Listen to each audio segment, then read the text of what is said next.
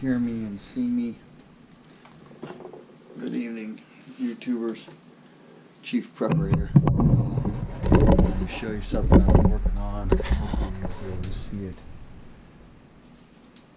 So I wanted to talk real quick about this.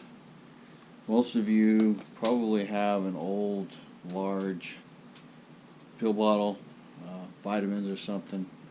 You can use this to store stuff in to transport when you're in your bug out bags or your everyday carry bags or your get home bags.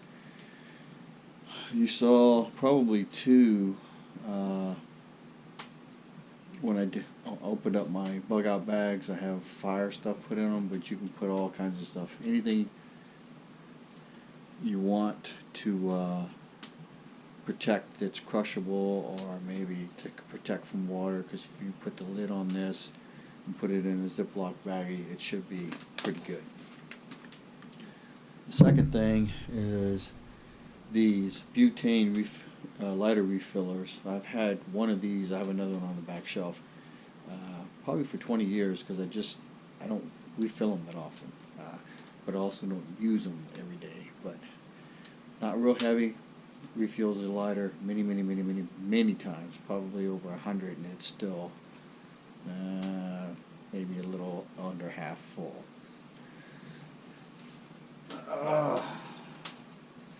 Third thing, got this as a gift recently. It's a Kbar spork knife. I'm opening it up. Of course it tore. I guess I wasn't supposed to do that because there's product information on the inside of that label.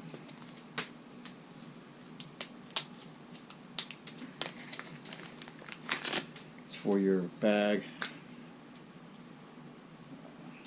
It is plastic, but it's heavy duty plastic, so it should last a while. So it's just a pull apart little knife, spork thing.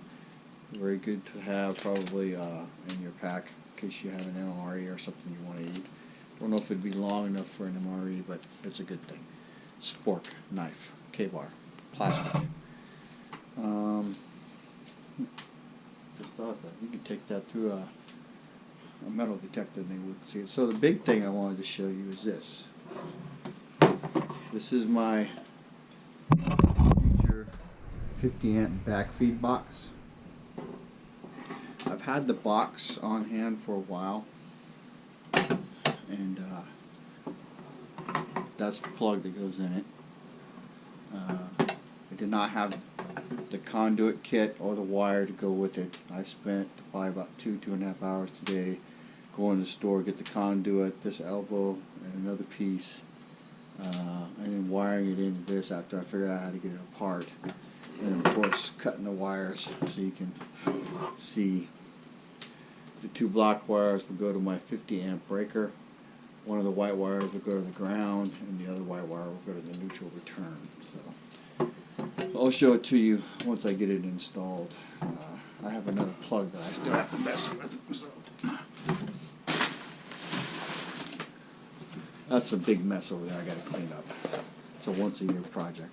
This is the plug that I've also had that will go on the end of a cable. And the reason I went with that box and this plug is because I can lock this plug into the box so you can't pull it out. You can cut it, but you can't pull it. So I have the 50 amp breaker as well.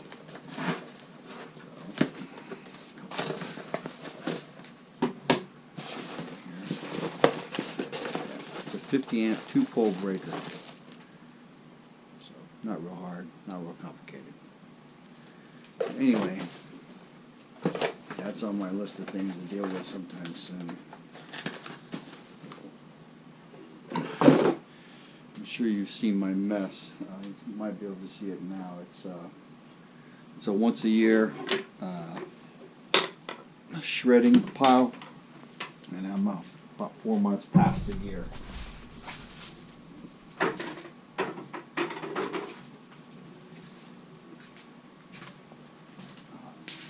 It's actually cold in Texas. I spent the day putting up a new security light because one went bad, and then I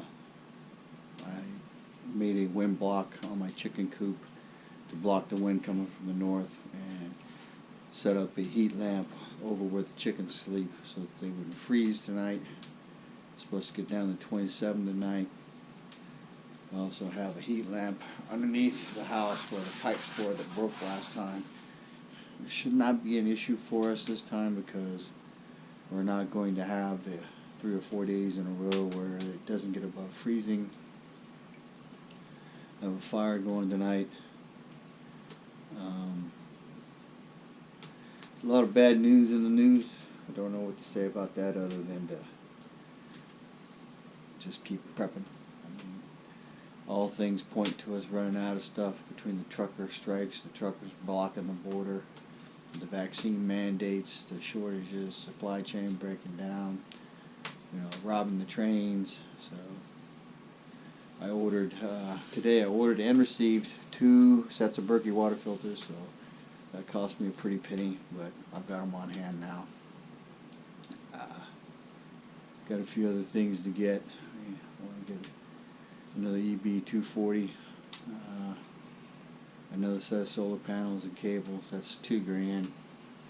And then at some point, I'm probably going to wait until summer. Hopefully that doesn't bite me in the ass, but summer to get a new, get a 250-gallon liquid propane tank, and then that will, for the most part, round out my preps for this year. So I'm going to get 8 more chickens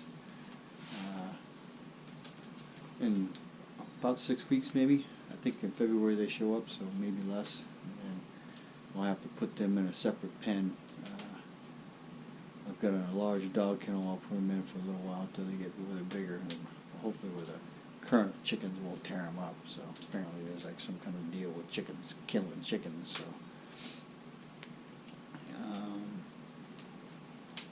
I will probably invest money in some plastic so I can better enclose the chicken coop for this kind of cold weather. It looks like there's going to be a shortage on a bunch of stuff, so my chickens will be very important. Well, they're already important to me, but they'll be more important than they are now. So I'm getting 3 to 5 eggs a day, so I for sure probably have 5 hens. I think I got the 1 rooster in there, and then I got one of those other chickens. I don't know what it is. So anyway, y'all stay safe. Keep prepping. Keep talking to people. Try to find some people you can talk to. A lot of information on YouTube right now about people stressing out and stuff, and you have to meter that. You have to find a way to keep it from boiling over. Mine still boils over, but I have other issues that I deal with. So anyway, y'all have a good night. Chief Prepper out.